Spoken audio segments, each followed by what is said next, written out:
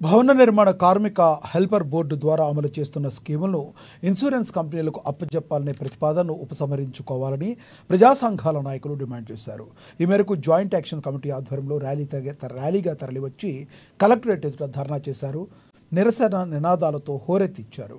Board advisor committee నియమించి ప్రభుత్వమే board ద్వారా సంక్షేమ పథకాలు కార్మికులకు అందించే విధంగా చర్యలు చేపట్టాలని సిఐటియు జిల్లా ప్రధాన కార్యదర్శి అన్నమొల్ల కిరణ్, ఐఎఫ్టియు జిల్లా ప్రధాన కార్యదర్శి వెంకటనారాయణ డిమాండ్ చేశారు. తెలంగాణ భవన నిర్మాణ, ఇతర నిర్మాణ కార్మికుల బోర్డు అమలు చేస్తున్న పథకాలను ఇన్సూరెన్స్ కంపెనీలకు అప్పజెప్పాలని చూడటం సరికాదని, ఈ చర్యను తాము తీవ్రంగా ఖండిస్తున్నామని పేర్కొన్నారు. బోర్డు నిధులను ప్రైవేటు పరం చేయడానికి చేస్తున్న ఆలోచనలు వెంటనే ఉపసంహరించుకోవాలన్నారు. వెల్ఫేర్ బోర్డు పటిష్టపరిచి కార్మికులకు సంక్షేమ ఫలాలు దక్కేలా చూడాలని కోరారు. ప్రమాదవశాత్తు సహజంగా మరణించిన భవన నిర్మాణ కార్మిక కుటుంబాలకు 10 లక్షల రూపాయల ప్రమాద బీమా సౌకర్యాన్ని కల్పించాలని తెలిపారు.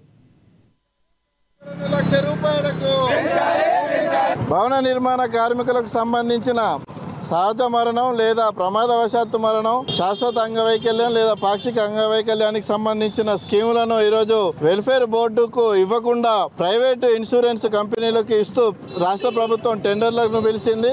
దీన్ని భవన నిర్మాణ కార్మిక సంఘాల ఆధ్వర్యంలో మేము తీవ్రంగా ఖండిస్తూ ఉన్నాం. రాష్ట్ర ప్రభుత్వం ఈ వైఖరిని వెంటనే విడనాడాలి, ఈ టెండర్లను వెంటనే రద్దు చేసుకోవాలి. వెల్ఫేర్ బోర్డు ఆధ్వర్యంలోనే ఈ స్కీమ్లను కొనసాగించాలని చెప్పేసి మేము ఈరోజు పోరాటాలు చేస్తూ ఉన్నాం. గత 10వ తారీఖు నుండి ఈరోజు వరకు అనేక వివిధ రకాల రూపంలో పోరాటాలు చేస్తున్నా కూడా రాష్ట్ర ప్రభుత్వం ఈ నిర్ణయం పైన వెనక్కి తగ్గట్లేదు. కాబట్టి మేము వెంటనే రాష్ట్ర ప్రభుత్వాన్ని డిమాండ్ చేస్తూ ఉన్నాం. ఈ నిర్ణయాన్ని వెంటనే రద్దు చేసుకోవాలి, ఈ టెండర్లను వెంటనే ఉపసంహరించుకోవాలని చెప్పేసి మేము కోరుతా ఉన్నాం. ఈ ఉపసంహరించుకోని నేపథ్యంలో రానున్న రోజుల్లో అనేక పెద్ద ఎత్తున పోరాటాలు చేయడానికి భవన నిర్మాణ కార్మికులు సిద్ధంగా ఉంటారని ఈ సందర్భంగా హెచ్చరిస్తూ ఉన్నాం. అదే సందర్భంలో కానుకలను ₹1,00,000 పెంచాలి, ప్రమాద బీమాను 10 లక్షల రూపాయలకు పెంచాలి. ఇప్పటికే పెండింగ్లో అనేక క్లెయిమ్లు ఉన్నాయి. ఈ క్లెయిమ్లను వెంటనే ఖాతాలలో జమ చేయాలని చెప్పేసి మేము కోరుతా ఉన్నాం. మరోవైపు రాష్ట్ర ప్రభుత్వం ఈ వెల్ఫేర్ బోర్డు నిధులను దారి మళ్లిస్తూ ఇతర కార్యక్రమాలకు వాడుకుంటూ ఉన్నది.